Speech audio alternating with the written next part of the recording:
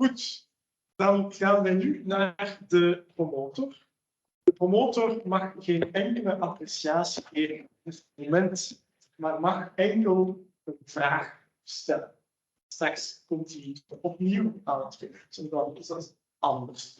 Promotor, professor Kurt Deketelaere, collega van de universiteit en secretaris-generaal van de VU, the League of European Research Universities. Thank you very much, Dean, for the introduction. And indeed, I have to distinguish between the roles I have to play here today. So I start off as a member of the examination jury and have a first question for Simon this afternoon. Simon, you will be aware of the fact that on St. Nicholas Day, 2022, 6th of December, Sibelgas, one of those many DSOs that we have in Belgium, introduced an appeal with the Constitutional Court asking for the annulment of a Flemish decree dating back to the 15th of July of 2022. And this decree is putting forward some additional conditions under which a DSO can be designated in Flanders. One of those conditions is that a DSO must have a critical mass of at least 200,000 connected customers, 200,000 customers that they service through the DSO. The purpose of the Flemish government, the Flemish Parliament, to do this is to make an end to the patchwork of DSOs in Flanders. But as you know, and as I said, Sibelgas was not very pleased with this additional condition of 200,000 connected customers. And they were complying with the geographical conditions, but not with this condition of 200,000 connected customers. And so they went to the Constitutional Court, where the case is presently pending. And obviously, in the arguments which are put forward to the court, there is this whole discussion if the Flemish Parliament can put forward a condition like that of 200,000 connected customers, and if this is not violating a number of freedoms that we know here in Belgium, namely the freedom of association, the freedom of contracting, and the freedom of enterprise. The question is, are those freedoms in danger because of this Flemish decree? So I would say, Simon, you have the possibility for the next 5 or 10 minutes to be the Constitutional Court in this case. What would be your evaluations of the arguments which are made, as well by the Flemish government as by Sibelgas? Yes, thank you, Professor. So I think for the first, I would like to start with the policy background of this development. So in general, we've been seeing through the past years that we are trying to move away from indeed this patchwork of DSO entities. So in my presentation, I only talked about one, but the reality is that there are 10 DSO entities active in Flanders who all use Fluvius as an operating entity. And so there is some political movement towards more of a uniform landscape in this respect. And so several legislative steps have been taken. So when I just started my PhD, one of the first changes was that a DSO should serve a contiguous area. So as an example, now you have DSOs that operate a few municipalities in Antwerp and also in West Flanders on the seaside. And so, of course, this is not very efficient. And so the first condition or the first change that was made is to force a DSO essentially to exchange these areas amongst each other to make sure that they serve one contiguous area, which is of course a lot clearer and a lot less complicated. So that is already a change that was made a few years ago. I mean, they are still being rolled out. So the first deadline that was enacted in the Energiedecreet, in the energy decree, was not feasible for the DSO, and then it was delayed for a few years, and now they have another condition, meaning that you need indeed this critical mass. So it's true that in this DSO landscape that is diverse, we had this exchange of municipalities, and now we see that there are a few larger ones and then also a few smaller ones, and this also raises some questions with regards to efficiency. And so I think the move to 200,000 customers is like a first step in this, or a next step rather in this harmonization objective, basically. So that's the policy background. It's also connected to the tariffs, of course, and so it's deemed unsuitable that different inhabitants of the Flemish region pay different tariff rates, essentially. And so one way to reduce this is to, of course, create larger DSO entities, which would then have a single tariff. So that's the policy background behind it. Now, I explored in my PhD the historical origin of the DSO, and I found that when too flexible. I discovered that when electricity was first developed in the 1920s, then it was really clear that this was in the municipal interest. And so our Belgian constitution gives a lot of leeway to municipalities to take up certain activities if they find that this is in the municipal interest. And so electricity was rolled out first on the municipal level, and there is even some quotes from Belgian Parliament where I was going to say the federal minister, but the unitary minister said, yeah, of course, electricity is not something that the state should deal with. This is for the local level. So this shows that originally we had a very large leeway for municipalities.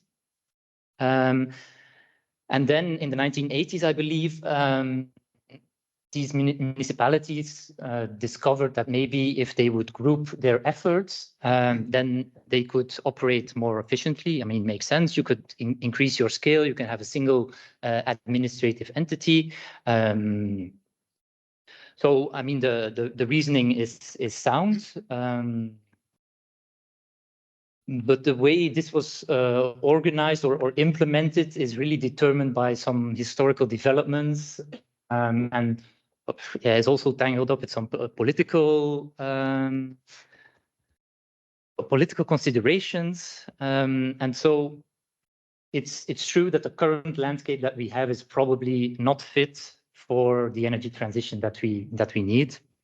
And so I understand the policy. I'm still talking about the policy. Yeah.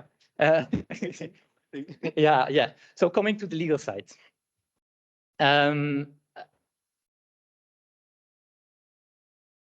The legal argument that I would like to make is that the Flemish government, the Flemish region, may structure the organization of these DSOs, and and in some cases this will or could be considered as like an infringement of these fundamental freedoms that you mentioned, or the freedom of association of municipalities to organize themselves in an intermunicipal association that is then a DSO would indeed be restricted. I mean, they could no longer continue as they were before. So I mean, it seems in principle this would be considered a restriction. But then, of course, you have this proportionality test. And I think if if I would be in the Constitutional Court, I mean, there are some people who are working for the Constitutional Court today, so I'm hoping I'm not making any big mistakes. But anyway, I think you could argue that in light of these efficiency goals, that some steps have already been taken. We want to continue this trajectory. The steps that have been made, or the legal amendments that were taken to roll this out, were not challenged before the Constitutional Court, if my memory serves right. In any case, they were not struck down. And so I think that the Constitutional Court could really see room for such a limitation, or a minimum threshold, rather, to the number of customers that a DSO should serve. I think in light of of things like efficiency goals, or even the energy transition, I mean, that's enough as a policy goal. I think it should be possible to stand or to withstand this test before the Constitutional Court. Maybe a final, more theoretical remark that I would like to place there is that we are then losing, of course, this really intimate connection with the municipal, local level that was really the raison d'être of this development of electricity. This really happened on the local level, and so we should think about what we are losing when we move to this more uniform landscape. Yeah, I think I'll leave it at that. Thank you. It does feel a bit like the Constitutional Court. It takes a while to come to the point, but once you are there, some words, wisdom. We now continue with the other distinguished jury members. As you know, we have a tradition here of also inviting external jury members. The speaking order is an order based on the distance, and therefore I am showing our respect and how grateful we are that you made the effort to be here. And that is first and foremost the case for Professor Katrien Banet, who came all the way from Oslo, because she's a professor at the University of Oslo, and she flew in and will fly out today on one day. So we are very, very grateful that you are here amongst us, and I'm happy to give you the floor, please. Thank you very much for the introduction, and honored to be here. We go straight to the question, but before that, I would like to comment one thing, the fact that you submitted a monography, which is in these days of high speed level volumes of legislative proposals that are put forward, in particular at the EU level, but as well the need for speed in reform implementation is already an achievement. Many may write an article-based PhD, so that has to be recognized. And I have three questions, starting with the first one. One can depict the role of distribution system operators between being a regulated entity, neutral market facilitator, as you already emphasized, and developing new business models for their own business. In the thesis, you address the need for regulatory experimentation at the ASO level, the different drivers of the new business model that they are developing, and the use notably of sandboxes. So my first question is, which role do you foresee for regulatory authorities in this particular context? And more precisely, what is the role of regulators in monitoring the ASOs in their experiments? Shall I take one question at a time? Yeah. Okay. Thank you. So thank you, Professor, also for your question.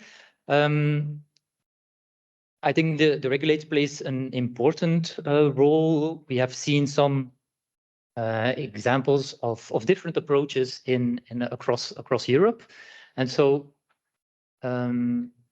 The way I imagine it for Belgium or for Flanders specifically is that a certain project, for example, a housing development would like to set up its own private grid, which is currently not possible under EU law,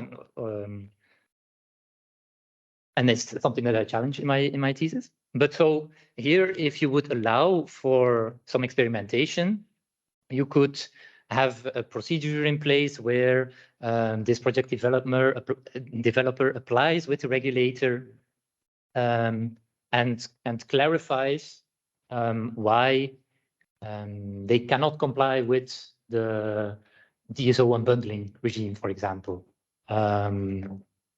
And then, yeah, it depends on the level of experimentation that you want to allow, essentially. You can have a very light scrutiny by the regulator, where you say, okay, let's go for it, let's try it. Or you can have a regulator that really imposes some stricter conditions. And for example, imposes some guarantees towards consumer protection, which is something that could be argued as necessary on behalf of the regulator. But so what I would propose is really a tailor-made approach where the regulator really enters into some sort of a dialogue with the project developer about the struggles that they face, about the barriers that they see, and then in this way they can possibly grant them some exemptions. Now, I also realize that this comes with risks, of course, but I think that is the price to pay to allow innovation in a strictly regulated sector. And so I would advocate for like a gradual rollout where, for example, the project that would be considered for such a sandbox approach would contain a certain or a maximum level of household customers to make sure that the risks are not excessive. But in general, I think we need a regime that accommodates this type of sandboxes. And so, I'm trying to see if I answered your question completely. So the role of the regulator would then be to really facilitate this process or this application and really enter into a dialogue. That's how I would see it. Thank you. The second questions relates more to your methodological approach, and in your thesis you also comment on the need to move from a traditional comparative approach to national law to inter-jurisdictional learning. In the EU context, and this is touching upon fundamental aspects of EU law, in particular EU legal order and the manner to elaborate and implement harmonized EU law, would it be secondary legislation or even delegated acts that give rise to, as you mentioned also in the thesis, what we term tertiary legislation in terms of network codes, guidelines, terms and conditions. You also write that, and I'm quoting, the different national and subnational answers to EU energy law concepts constitute parallel experiments. This upholds the essence of subsidiarity to let member states transpose and implement EU law according to national, subnational specificities. And if there are experiments, how do you envisage this bottom-up approach that could lead to amendments of European legislation? Which coordination role could the new EU DSO entity play? Okay, thank you for your second question. So indeed, I really believe in subsidiarity. I think that is the key argument that underpins a lot of the methodological framework that I set out in my PhD. And so I think we have to use subsidiarity also in a step before entering into the European directive. So that was a horrible sentence, but anyway, so what I'm trying to say is that in some cases, the EU should not legislate. And that is not a reflex that the European policymakers have. So their idea is there are plenty of problems in our society. They are best dealt with on the European level. That is when I read the new EU proposal, I always pay close attention to the subsidiarity analysis that they do. And often this is like the level of argumentation that you find. There is a problem and it would be best be tackled on the EU level. Of course, I disagree. There are important parts of the electricity sector that need to be dealt with on the European level, no doubt about it. But especially for the DSO, I think because of this intimate link with the local level here, it's a lot more room for maneuver should be left to the national member states. And so one way is to not legislate on the EU level. Another way is to offer like a menu of options to the member states. But this is all old school EU lawmaking that I'm proposing. What the EU is currently doing is I believe, I mean, it's an intuition that I have. It's not something that I really can prove empirically, but that there is a tendency towards more harmonization, more strict harmonization, and also less room for national implementation. So, and this also is visible in the increased choice for regulations over directives. Coincidentally, this is also what is happening in the electricity market reform. They are proposing a regulation instead of a directive to amend a directive. Anyway, coming to the second part of your question. So if we assume that you would follow my argument with increased subsidiarity, you would have 27, or at least 27 jurisdictions developing energy policy. In Belgium, you would have 3. So, I mean, that's a great example of a laboratory within a federal state. It works in Belgium, so it could also work on the EU level. And so these experiments leave some room for innovation, and they will fail sometimes. So, but that's not a problem because you at least you didn't roll it out over 500 million inhabitants. So it's these are all lessons learned, and so I think it's a lot more flexible if you choose this approach. And the link that can be made to this interjurisdictional learning is that, of course, it's only theoretically the case that 27 types of legislation will occur. I mean, member states will also look to what their neighbors are doing, to what is happening in other countries, and they will borrow these legal frameworks. I mean, I've seen this in my analysis of the Belgian regional law, is that often you see that there are almost literal copies made between the Walloon and the Brussels regime. So I think this really very, very specifically shows what I'm trying to argue for. And then I mean, I have no issue principally with a European entity that would coordinate this or exchange or facilitate the exchange of information or the sharing of good practices. But so in general, I am not really a proponent of EU harmonization for the DSO level.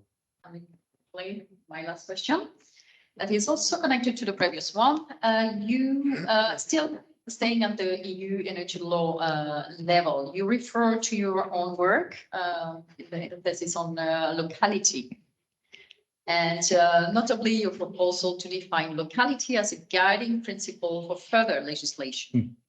You write that you support, I'm quoting, local laws for local energy. How do you distinguish between subsidiarity and locality? How do you reach the balance between the necessary harmonization, subject to subsidiarity, we agree, and the locality approach? And where and how should locality be applied to, and how far can we go in developing locality as an objective principle without creating tensions in the management of the energy system? So how does it coincide with system adequacy consideration? Thank you. Yeah, thank you also for pointing out to the audience that I use myself as a source. But it's clear. It's yeah. Look, you're building on previous work. Yeah. Exactly. That's how you should frame it. Yeah. So locality and subsidiarity are definitely quite similar. Yeah, I think it's probably when I came up with this idea of locality, I thought that to be a good academic, you need to come up with new things, but then you discover that subsidiarity is already very good. So maybe it's like a refined reading of subsidiarity that can be used. What is the added value of locality in the energy sector is that it ties to the substance of what energy policy should do. And so I believe that in the case of an energy landscape that is increasingly decentralized, that it makes sense to have laws that are adapted to the local circumstances. And so I think that is how you should understand this locality principle that I put forward in my thesis. I think it's like a more focused reading of subsidiarity. It's more detailed than subsidiarity because it also works within the bounds of a national state, essentially. So it also is like a point of attention to legislators even in the regional level, that maybe it would make sense to increase some more or to have some more local differentiation in legislation, or to allow for some more leeway in that respect. And of course, this wouldn't work for all topics of energy law. I think yeah, the DSO governance in a region as Flanders should be harmonized. So but coming back to the EU level of harmonization, yeah, I think it's complicated because it's quite at odds with the effect or the just the presence of harmonization. I mean, it really is like the opponent of harmonization, essentially. So it's difficult to align these two concepts. Yeah, I think I'll leave it at that. Yeah. We continue with the next also external jury member. It is the professor who has been looking over our shoulders all the time, Professor Saskia Lavrijssen of Tilburg University. You have the digital floor. Thank you. Dear candidates, I hope you can hear me well. I hear you. Okay, good. Congratulations with your very well-written manuscript. As Catherine already said, it's really a very complex area which is fast changing, and therefore it's really a huge challenge to give a good overview of all rules and principles that are applicable to the changing role of the DSO. I would like to stick to some principles. Okay, so now everyone can hear me? Okay. As the energy market is so fast changing, I think I'm of the opinion that it's very good to be aware of the principles that should guide the governance and the regulation of the energy transition. And in your manuscript, you also deal with some of these principles. And one very important principle is the non-discrimination principle. And you also refer to the work of Kreimer, who also has investigated the relevance of this principle for regulating the energy market. And you say, and you actually disagree with the way she interprets this principle. It's on page 61. You say she has really a more instrumental approach towards the interpretation of the non-discrimination principle. And you argue that we should have a more fundamental approach, a fundamental right approach to the interpretation of the non-discrimination principle. And I will ask my 3 questions, I think, all at once to give you more time to answer them and not to having to hold the mic all the time. Why do you think, why is it so important to make this distinction between a more instrumental approach and a more fundamental ethical approach via the interpretation of the non-discrimination principle? And how does that impact the way the DSO should fulfill its role and the way the regulators should regulate the DSO? So why is it so important to make this distinction between the more instrumental approach and the more fundamental approach for the interpretation of the non-discrimination principle? And could you also give an example on how these different approaches could work out in practice? So this is my first question. And the second question is, the non-discrimination principle now plays a very big role in the Netherlands because we have very limited capacity on the distribution grid. And therefore, choices have to be made.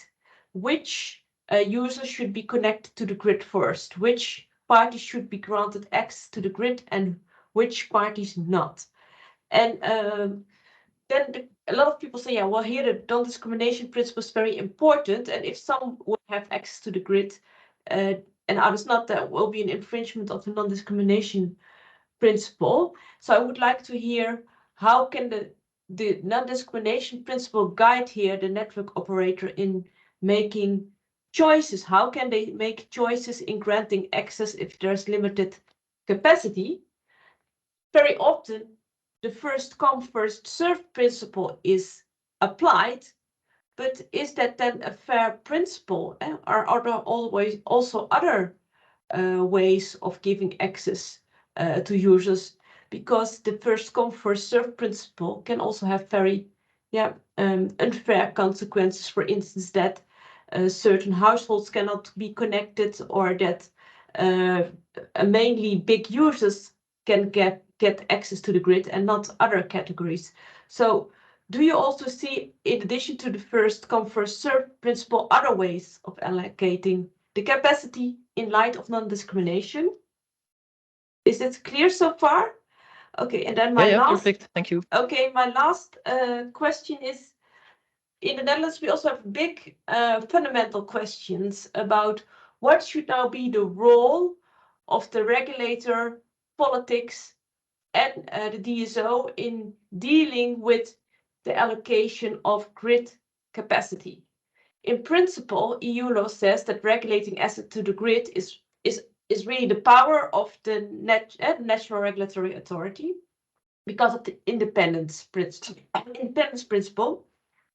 There was also a Belgian case about this who clarified that the Belgian regulators should be independently from politics, so no instructions may be given. But that also leads to some dilemmas because the regulator is independent and the rules should be executed by the DSO in the end. But there are also very fundamental political choices to be made about the spatial planning, and if there's a scarcity, is it then up to the regulator or the DSO to decide that, for instance, a hospital should not have access and another user, for instance, a new industry site should have access? So there see some more fundamental political trade-offs. And how should we approach that in light of the independence principle? How do you see here the allocation of responsibilities between the politics, the regulator, and the DSO. So how do you view that in light of the current state-of-the-art law in EU law? And do you think that in light of the current state of EU law, there may be some refinements in the case law? Could you advise the court, the European Court, in this regard, some refinements, or is it all fine like it is now?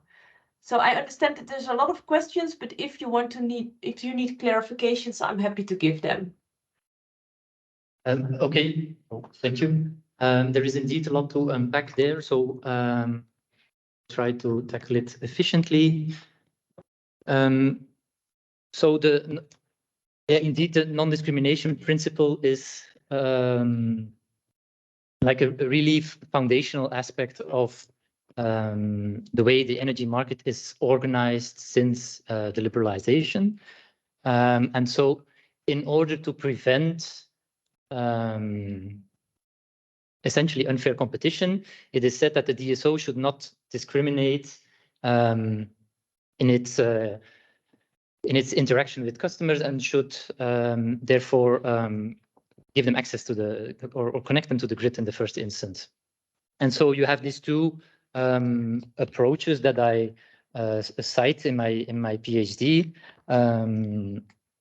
which were developed for the transmission grid, by the way, but I think you can transpose them. And these, I think the instrumental approach that was put forward by Kramer indeed is that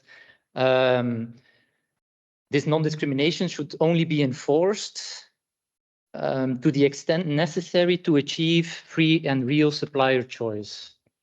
Okay, quite complicated. What this means is that you don't have an absolute non-discrimination principle.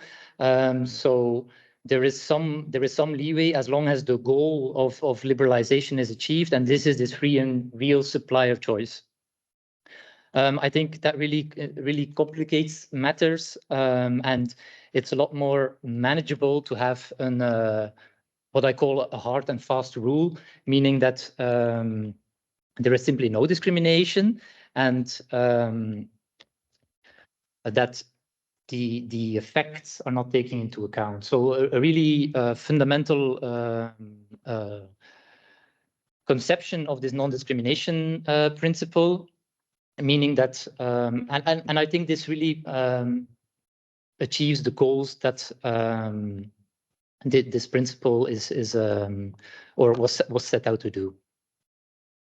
And or in a more pragmatic way, I also think that this real supplier choice test that would then need to be operated by the DSO is way too complex to really provide for good results, essentially. And so to not undermine the system, I think it's better to not to have any exceptions. I think that is the gist of my argument. Now, you, in your second part of your question, you refer to these cases where, in the Netherlands, where indeed this becomes very critical. So the problem in the Netherlands in some regions is that there is not enough capacity to connect new users, and so there are newspaper headlines to the terms of should a hospital or a casino be built first? And so these are very tricky political decisions that appear on the agenda. But indeed, as you have raised, in a liberalized electricity market, we don't want political influence. So that is the struggle that we are facing now, and that is quite hard to solve in the current legal framework that we have designed so far. I think first come, first served is also a hard and fast rule, is something that can be applied easily, that can be tracked easily, and so for at least administrative purposes, it's easy to adapt, and it also has this intuitively it feels fair. So not a very legal argument, but I mean, it's something that you could explain to the general public, which is important for politicians. Now, there are some alternatives that are being trialed out in the Netherlands. And so essentially, it boils down to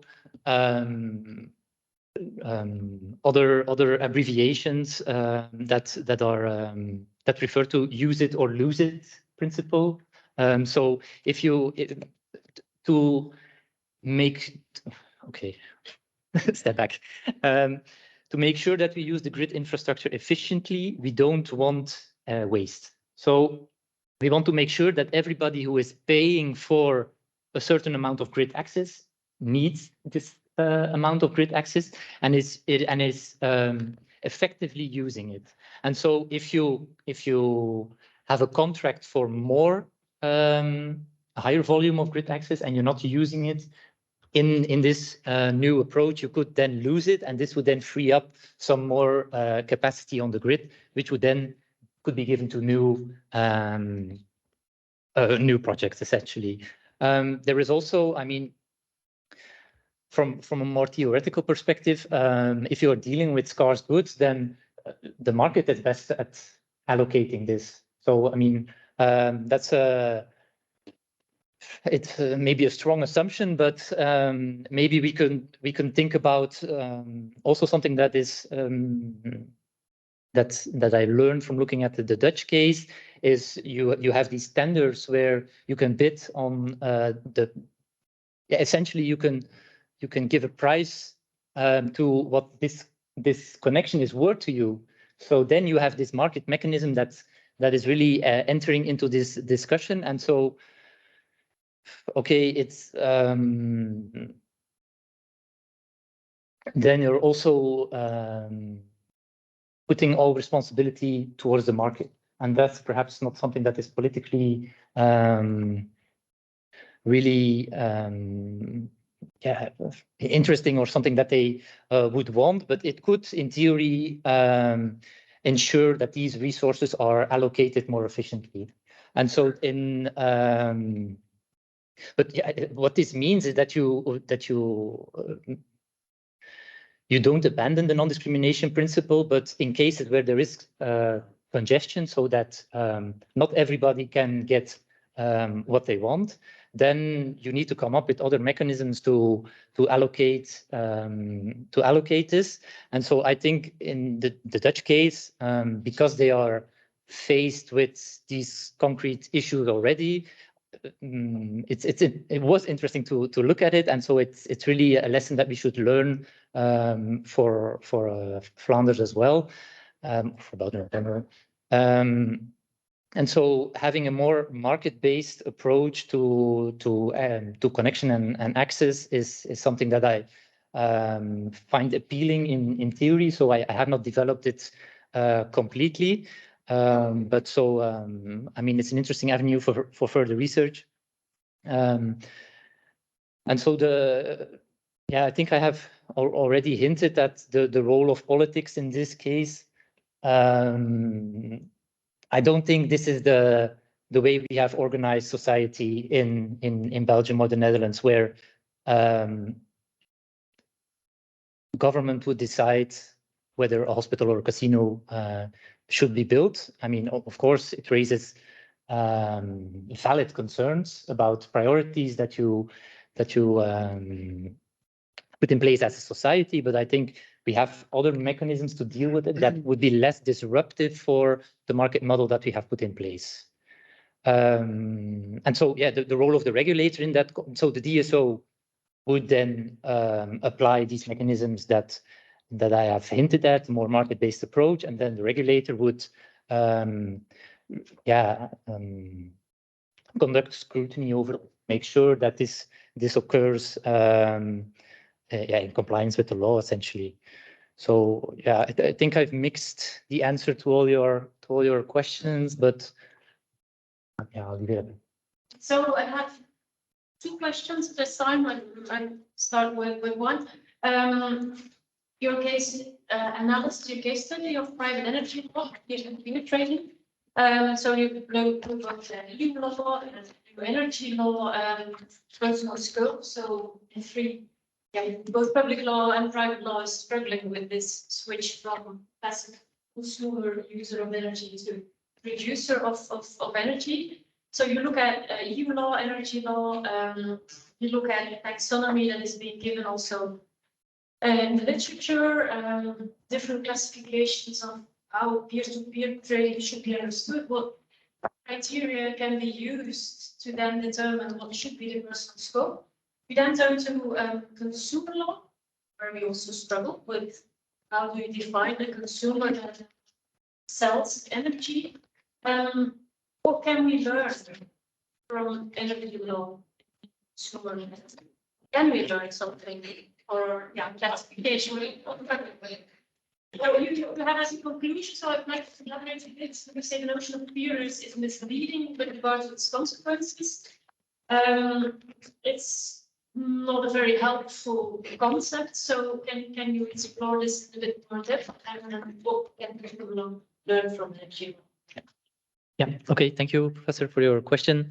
I think quite rightly you highlight that the private law is not what I'm destined to do.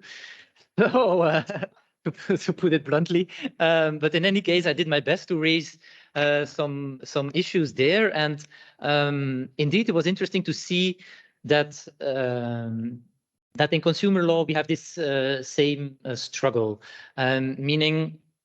In the sharing, as a result of the sharing economy, and so business models such as Airbnb and Uber, where you have no longer this top-down organization or hierarchy between a business and a consumer, but instead, I mean, this can be a lot more flexible. And so peer-to-peer really tries to introduce this in the energy sector. I think what is different is that for a very long time the energy sector was the playing ground of a few highly specialized market entities, and I mean, for a long time the energy prices were stipulated by ministerial decree. So I mean, this is only recently that we are discovering how a market could operate. And so one of the policy goals of the European Commission is to increase customer agency. So what we need in light of the energy transition, according to the Commission, is that all customers participate in different type of electricity transactions, electricity markets. And so this really changes everything, basically. So we had a very closely or strictly regulated market, and so if you want to allow customers in these types of activity, then you cannot expect that they follow the same type of regulation as professional business. So I think that connects to the struggles that consumer law is facing. What is the level of regulation that you can expect a customer to comply with if he's only occasionally engaging in certain activities? And so what the energy law's solution is exempting them under a certain threshold, essentially. So what I set out in my PhD is that for supply of electricity, usually you would need a license. So this requires an administrative procedure, and you need to show that you are a professional entity, that you have the financial liquidity to do this and to deal with customers. Of course, if you would transpose this to a single peer, an individual who is selling electricity to its neighbor, for instance, this would never happen. So what the legislator did is carve out this single case where there is a one-on-one trade between individuals, and then you don't need a license. So that is one way of striking the balance between regulating a sector generally, but still leaving some room for this transactions that, after all, have a very minor impact on the electricity system in general. There is some disadvantage to that approach is that it remains focused on the individual. And so what we see in the developments in consumer law with platforms and other types of intermediaries coming up is that precisely you have some businesses who want to aggregate this individual products, basically individual services, and then trade this on the market. And this is something that is not possible in our current in the current state of energy law, because probably we are like transitioning towards something like that, but now we are playing it safe, so to speak, and just exempting just one individual.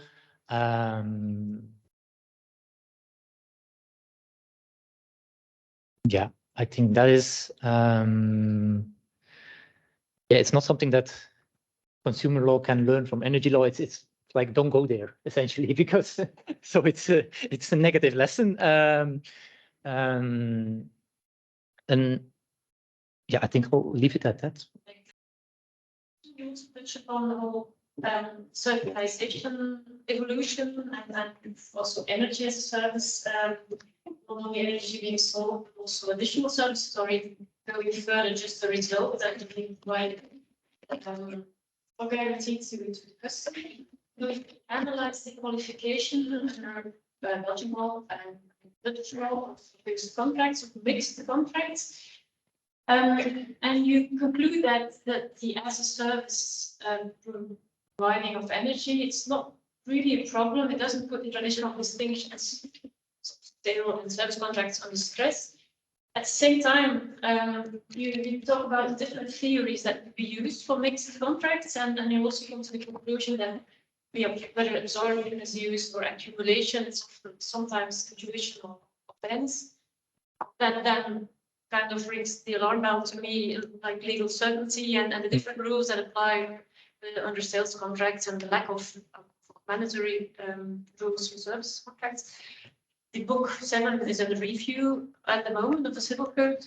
From your background in energy law, would you have suggestions there for the Belgian legislator when redrafting civil law and the distinction between sales and service contracts? Quite a challenge. Yeah. No, thank you. So yes, indeed, servitization is I think it's happening in many sectors, and I think it's coming in the electricity sector as well. And I think it would really make things more simple for energy customers. Essentially, nobody cares whether it is gas or electricity or heat that is the source of your energy, as long as your house is at the temperature level that you desire. So I think we can move away from this really individualized, very traditional conception of electricity as a good. I think that, I mean, that was my objective to get there in order to facilitate these business models. So quite a normative stance, I'm well aware, and I realized that it's not really necessary to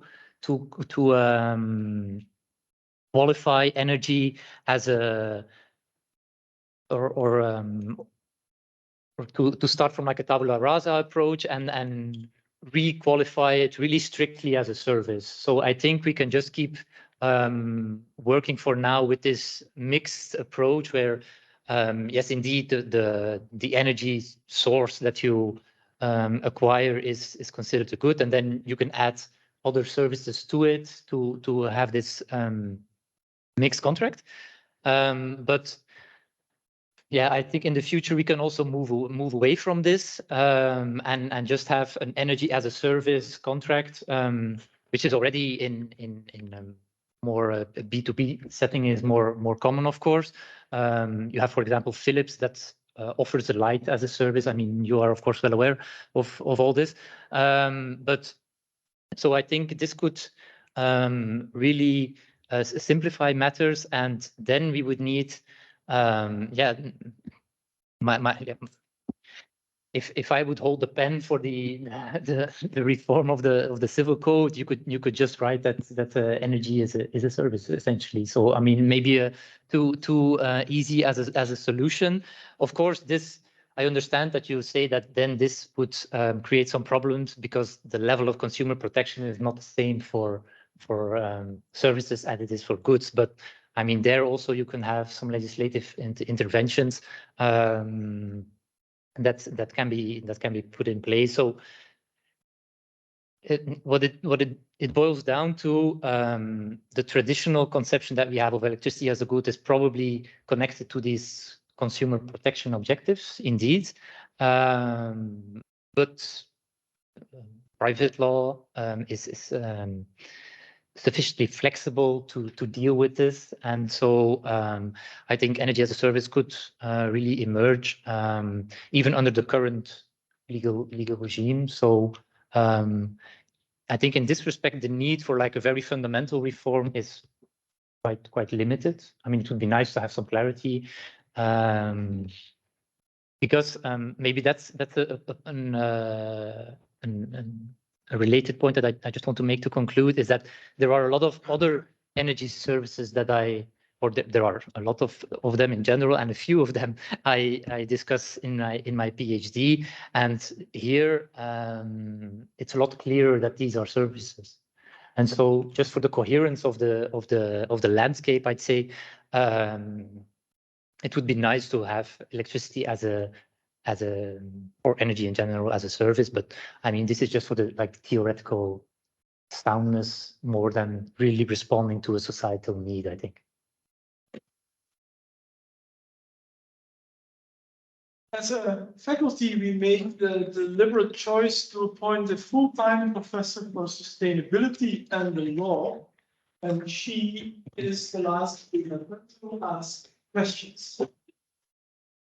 Thank you, dear Dean. My name, I should say my name. Hi, everyone. Gruyaert, and I'm happy to be in this jury, and thank you, the promoter, for having me. Dear candidates, dear Simon. First of all, let me start by saying congratulations and hats off actually for having chosen a very topical, challenging topic for your PhD research in a fast-changing field of law. I really enjoyed reading your thesis, and I also liked your theory about the DSO as a neutral market facilitator and the concept of the active customer, because you focus more on respective rights than you focus on entities. And also your research method, it has already been mentioned, the legal laboratory approach in particular. I really like that, really interesting and innovative. You hypothesize that a private law approach towards energy law would be useful as a methodological framework. So that, of course, our job is also to kind of critically evaluate your manuscript. I must say that I also find it a bit pity that you left the development of that private energy law theory at some points a bit open-ended or subject to further research.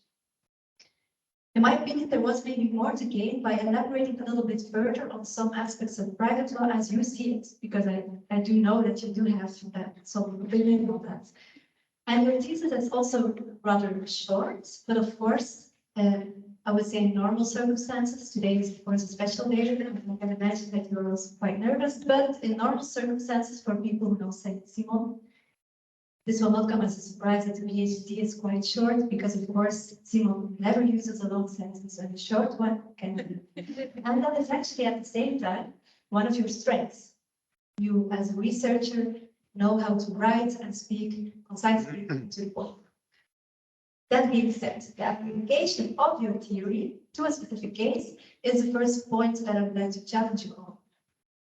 In chapter 3, paragraph 3.4, you elaborate on a case study of peer-to-peer trading, also a bit related to the question asked by colleague Terryn. So you elaborate on that peer-to-peer trading in renewable energy, and that presumably serves as an example exactly of the private energy law lens proposed by your PhD. So now let us apply this to a specific case. Imagine, Simon, the not further specified or identified couple living in Ghent is planning on installing solar panels this summer on their roof. And according to the installer, there will be some overproduction, so they want to sell this energy to their neighbor. Based on that peer-to-peer trading. In such a particular case, how exactly would the market benefit, or would the parties benefit from the private law approach towards energy law? In terms of the qualification of the contract, liabilities, etc., specific in that peer-to-peer relationship. And what then is, according to your theory and your research results, the role of the DSO as a neutral market facilitator in this particular case of peer-to-peer trading? I'll give you some time to reflect on it and come to my second question, which has to do with energy communities, where, in fact, market participation is done collectively, a community legal person. You stress at page 187 of your PhD that those share many characteristics, some essential differences between these types of energy communities, that is the citizen community and the renewable energy community, merited further exploration. So you do that. For me, however, it always has been, and it still remains unclear, why in the first place the European legislature came up with that difference between the two. Is there, in your opinion, an added value to this difference between the two types of energy communities, apart from the fact that they do have different characteristics according to the legislation? Does that not overcomplicate things, and is the regulation not contradictory or at least confusing? And from what I learned, really interesting, from your PhD at page 206, that the Netherlands have transposed both EU types of energy communities as one single energy community. The renewable energy community is then considered to be a subtype of the generic energy community. Would that not have been a better approach also in Flanders in terms of legal certainty? I'm really looking forward to your opinion on those questions. Thank you in advance. Yes, thank you, Professor. I'll maybe take your second question first. So indeed, it was a horrible idea to create two types of energy communities. I think the only reason I can think of why this has happened, there's no sort of rational plan behind it. It's just that the Renewable Energy Directive and the Electricity Market Directive were adopted at different times. And so they wanted to have them anyway, so they had both. I think that is like the really, there's no really other explanation to it. Now, what is then problematic is that member states have to implement it, and they realize, of course, that there is a large overlap. There are some differences. The differences are not very clear. The conditions that need to be met to qualify as an energy community are not very clear. I mean, the Flemish regulator even openly admits that they don't know. I mean, so this is the type of legal certainty that we are facing when these type of measures are enacted on the EU level. Now, of course, the implementation that was made in Flanders and in other regions as well was very loyal. So to be a bit less respectful, you could say it's a copy-paste. So they didn't think about it. They just copied the very vague conditions that were in the EU directive and pasted them in the regional legislation, which of course does not solve your problem. I mean, it just brings it to another level, and now the regulator is the last one dealing with it. So of course, this is confusing. The European legislator provides that, for example, the renewable energy community should be supported. And so if you want to grant subsidies, it's easier to give them to a renewable energy community because these types of community only operate with renewable energy. And that is, of course, the energy that we want to support. But then again, if you want to increase local, individual and community engagement, they are not going to build a fossil fuel plant. I mean, that's not the type of project that anybody is after at this point. And it also excludes some projects which are typically considered as energy efficient, such as a combined heat power plant is not renewable energy, but it's more efficient than just on operating on fossil fuel. So definitely some strange policy choices there. Indeed, the Netherlands have quite bravely decided to streamline this legislation and have decided to merge these two communities. On the other hand, in Brussels, they have decided to add a third one. So, I mean, because they felt that some of the conditions that they wanted to promote, or the types of business models, could not be accommodated in a loyal implementation of the EU framework. So, yeah, I think that's really quite a depressing find. But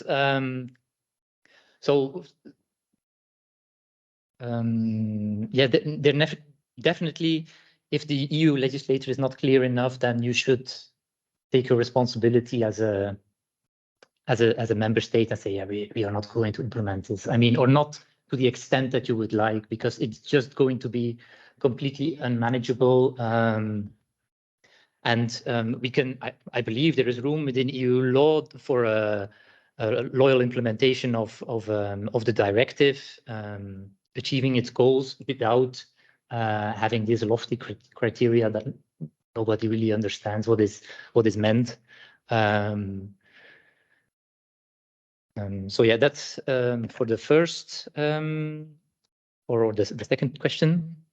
The other question is tricky. So what would be the benefits of a private law approach to a peer-to-peer contract to sell electricity for somebody living in Ghent wishing to